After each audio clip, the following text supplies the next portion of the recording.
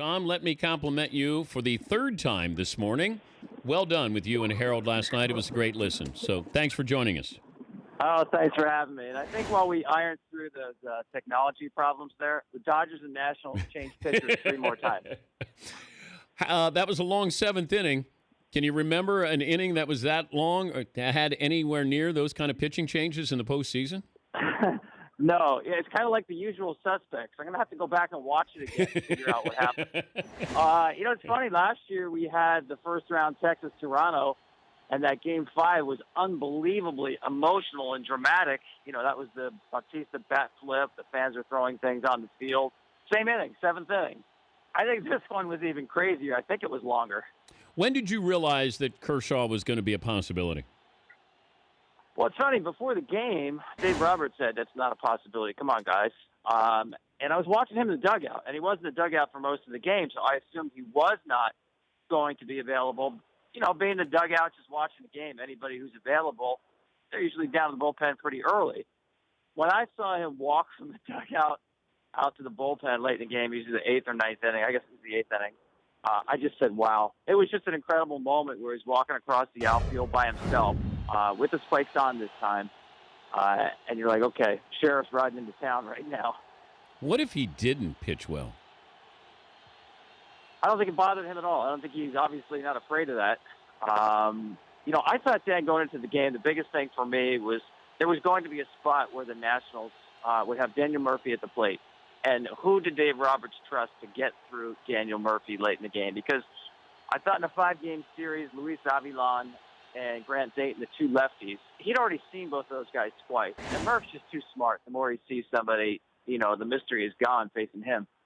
It never occurred to me that Kershaw would be the guy. And Roberts had it set up so that if Murphy's spot came up, there was nobody he trusted more than Clayton Kershaw. So I give him credit. It's a good question you ask. What happened if he failed? I mean, it would have blown up both on the manager and on Kersh.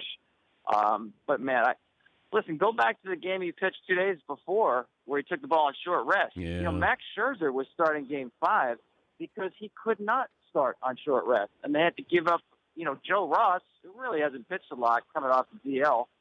And, Scherzer just said, listen, I've never done it before. I think it would have an effect on me the next time I go out there if we advance. And that's typical of the modern pitcher. Well, Clayton Kershaw is not typical of the modern pitcher.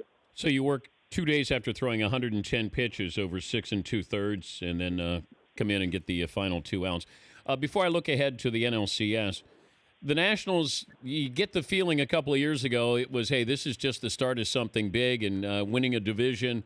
Here we are with a one and done again. If you're a Nationals fan, how do you tell them to have hope? Oh, man, you got a pit in your stomach today. They've got some true demons, Dan. Going back to 2012 when you had, the Strasburg shutdown and then the Cardinals coming back on Drew Storm in the 9th inning. 2014, you had Matt Williams taking out Jordan Zimmerman when he had the game under control against the Giants. They lose that one. And now this. Actually go back to, Game 4.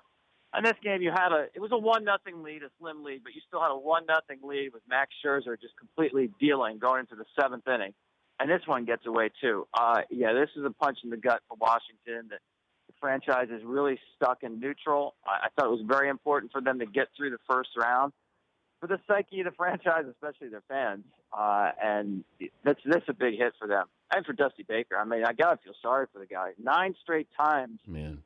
Playing a game that would get him to the next round and 9 straight times he loses. And Jason Worth getting thrown out at home. I mean, you want to push that situation, but not to that degree. Did they send him, or did he go on his own? No, they sent him, Dan. Oh, man. It was a terrible call. Listen, I get the whole idea with 2 outs, you want to be super aggressive. My issue was with Bob Henley, the third base coach, because you watch the replay. As a third base coach, you have to get far down the line close to home plate so you can let the play develop. And Andrew Tolles, the left fielder, made a great play because he got to the ball before it got to the wall. So once you see him cut the ball off, you have to hold Worth. But Henley actually was toward the left field side of third base and didn't give the play time to play out. So he's sending Worth right as Tolles is cutting the ball off. If you go back to, you see Chase Utley is actually putting his hands up to tell Corey Seager, hold the cut. He's not going. He couldn't believe it himself that he was going. And They could have rolled the ball home and got him out at home. This bad call. The Dodgers beat the Cubs if? Can Clayton Kershaw pitch 4 times? Listen, they've got to win every game he pitches, and that will be game 3, and I'm assuming game 7 if it gets that far. I don't think they'll bring him back short again, but who knows? He's Superman right now. I have a hard time seeing the Dodgers winning 4 times. Now, listen, Dave Roberts loves managing these crazy, unconventional games. He's got relief pitchers who will go in anytime, anywhere. He's got that to his advantage, but Cubs are deeper. They're fresher. I mean, man, this is how magical the Cubs season has been. That this is exactly what teams hope for when you get to the next round, that your opponent in the first round basically gets exhausted by playing a knockdown, drag-out series, and they come in at less than full strength. That's exactly what just happened to the Dodgers. What should we keep an eye on with Toronto and Cleveland, which starts tonight? A bullpen usage again with Terry Francona. You know, he's got that piece in Andrew Miller. Talk about using guys at any time.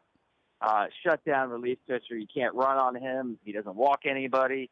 The game comes to a halt when he comes in the game. He's the neutralizer. So firing that bullet. I like Cleveland in the series. I think they have the better bullpen. These games, for the most part, across all these series have been bullpen games. And I love the way Terry Francona uses his guys. Safe travels. Tell the boys we said hello. Thank you, Tom. You got it, Dan. Thank you. That's Tom Verducci with Harold Reynolds, Kenny Albert. It was a great listen last night. They just point out small things. That's what's fun, certainly about postseason baseball.